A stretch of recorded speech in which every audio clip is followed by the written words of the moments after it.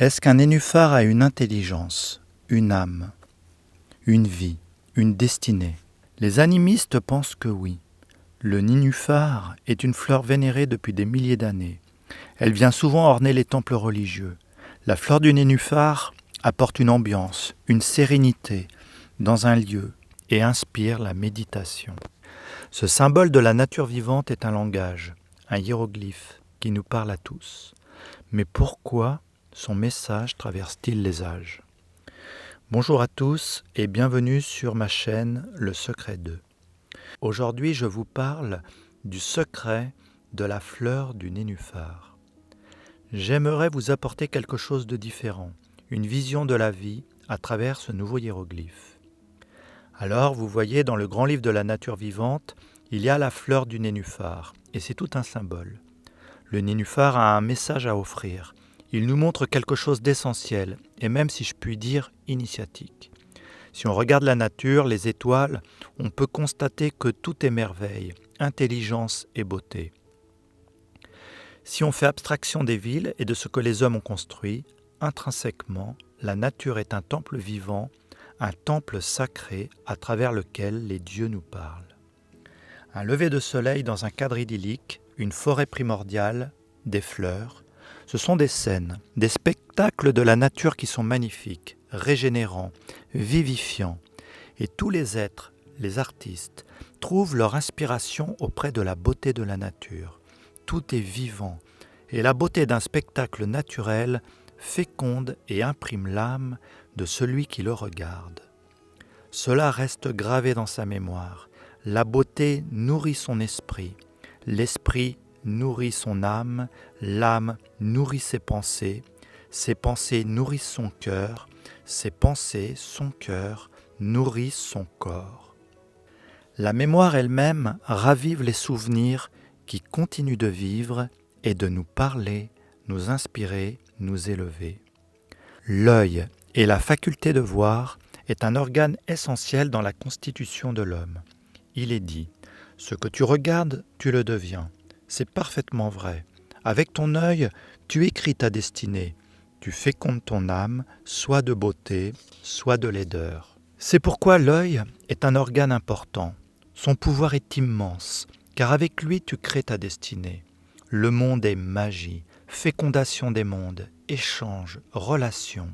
Ce que tu fais entrer dans ta vie intérieure, que tu acceptes de faire entrer dans ta vie intérieure, tu le valides. Tu es le seul décisionnaire, tu es un être responsable et conscient, par conséquent, tu ne peux échapper à la loi. Tu as le choix de dire oui ou de dire non. Ce que tu valides et acceptes de regarder entre en toi et imprime ton aura, ton eau magique, ta pensée, ton âme, tes yeux, ton regard, et tu deviens ce que tu regardes, dans tes pensées, dans ton âme et dans ton être. C'est un processus naturel, une loi. Ce que tu regardes, tu le deviens. C'est à toi de choisir ce que tu veux regarder, pour ton bien ou pas.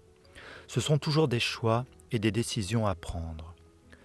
Contempler la beauté ou regarder la mort sont deux façons de voir totalement différentes, qui ne peuvent avoir les mêmes conséquences.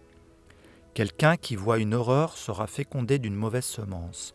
Quelqu'un qui ne veut voir que la beauté des choses fait un choix, recevra une bonne semence et cela va féconder sa terre intérieure. C'est exactement le message du nénuphar. Voici ce qu'il dit. Il est bon que l'homme puisse avoir des écritures magiques parfaites à contempler et à méditer.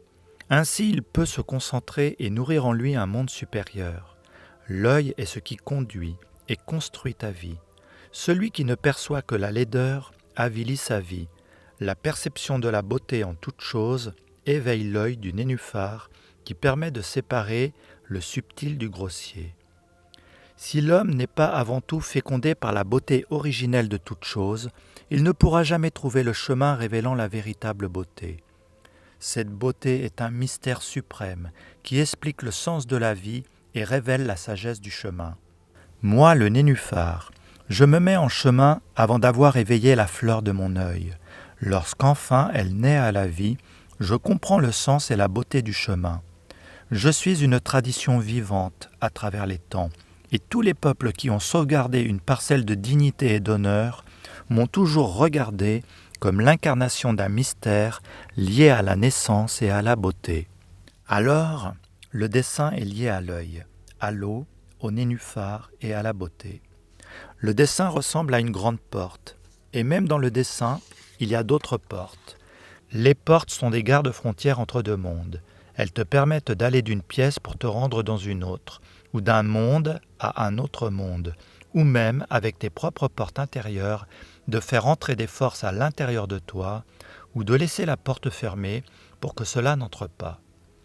La porte te permet que tu puisses l'ouvrir ou que tu puisses la fermer. La connaissance des portes et l'art de savoir les ouvrir ou les laisser fermer est une science vitale. Grâce à elle, tu peux protéger ton temple intérieur, et donc ta vie. Ou alors, tu peux laisser la porte grande ouverte sans te soucier de ce qui entre en toi. Dans le dessin, la grande porte est la porte de l'incarnation et de la réincarnation. La porte du bas est la porte de la naissance dans le monde physique. Les deux portes de la lune sont celles que tu rencontres après la mort. L'une te conduit sur un chemin de gloire et l'autre sur un chemin de déchéance. Et enfin, tout en haut, la porte des mondes supérieurs. Le fil conducteur du dessin est l'œil, car c'est l'œil qui va te diriger, et c'est lui que tu dois éduquer pour lui montrer que la beauté est plus puissante que la laideur. La création de l'œil et de la capacité de voir appartient à un dieu qu'on appelle dans la tradition essénienne Gabriel. Gabriel est la vision parfaite, pure, transparente, posée. Il connaît le monde de l'eau, c'est son corps, son royaume. C'est aussi la grande âme universelle, le monde des échanges, des relations et aussi des influences. Il est la vision claire, l'œil, le grand océan, la beauté et la magie de l'eau. Alors, au début de sa vie, l'homme apparaît comme une graine, et c'est la porte de la naissance. Il s'apprête à entrer dans un autre monde, et pour ce faire, de commencer à se constituer un corps pour pouvoir évoluer dans ce nouveau monde, le monde physique que l'on connaît tous et qu'il se construit tout en baignant dans l'eau du placenta pendant 9 mois. La première chose qu'il rencontre est encore le monde de l'eau, à travers le placenta de la maman, comme un message, un rappel de son âme, ou tout simplement un processus naturel. Cette première rencontre annonce déjà la réalité dans laquelle il baignera une fois sorti du ventre de la maman. Une fois né, il va rencontrer une autre eau, dans un autre placenta, mais celui-ci invisible, celui du monde qui va l'entourer, le nourrir et sera tout aussi réel et puissant. Ce nouveau placenta va immédiatement le féconder, le nourrir. Ce sera son environnement immédiat, son atmosphère respiratoire, l'amour de sa maman qu'il va rencontrer et qui va être sa première nourriture subtile, celle dont il va se nourrir et les premiers éléments avec lesquels il va commencer à former ses corps, son être, son intelligence, sa façon de voir le monde. Cet environnement dans notre dessin est cette eau magique autour de l'homme. Dans cette eau, ce sont des influences, des forces, des courants magnétiques, des mondes représentés dans notre dessin par des mondes subtils qui constituent le corps de l'homme. On distingue principalement 4 mondes. Les éléments, qui sont en l'homme la force de se mouvoir, les esprits, qui sont sa capacité d'agir, les génies, qui sont sa mémoire, et les égrégores, qui sont son intelligence. C'est un peu schématique car la réalité est beaucoup plus complexe, mais c'est néanmoins une grosse partie de l'environnement dans lequel les hommes baignent et cet environnement impacte l'homme, le féconde, l'influence et le dirige. Le serpent a toujours été dans la tradition le symbole de la vie. Il est la vie en l'homme qui évolue dans le grand cycle de l'incarnation du monde. Il peut être le serpent tentateur ou le serpent de la sagesse, mais son rôle est de montrer à l'homme le chemin de la sagesse, afin que dans une grande souplesse, il traverse l'eau et puisse fleurir dans un autre monde. Mais il peut aussi être le tentateur qui va le dévier du chemin et le conduire dans une stagnation. Il est la tige, la verticalité, le chemin et l'homme lui-même.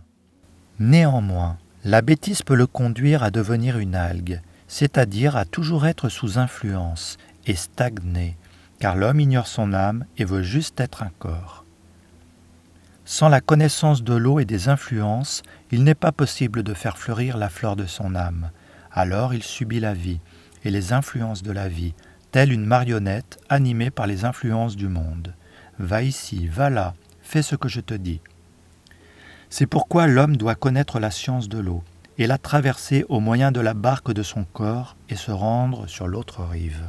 C'est dans ce contexte que le nénuphar nous enseigne. Il nous dit, très bien, tu es maintenant dans cette eau magique, avec tous ces mondes qui vivent à l'intérieur et à l'extérieur de toi.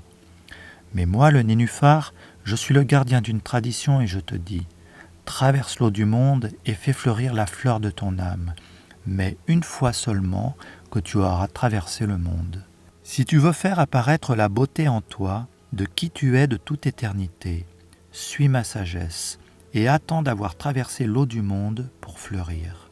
Il nous indique un chemin à suivre, c'est son secret, son message, son enseignement, et lui-même l'incarne et le révèle dans le grand livre de la nature vivante. Il incarne la sérénité et le calme de l'être posé sur l'eau.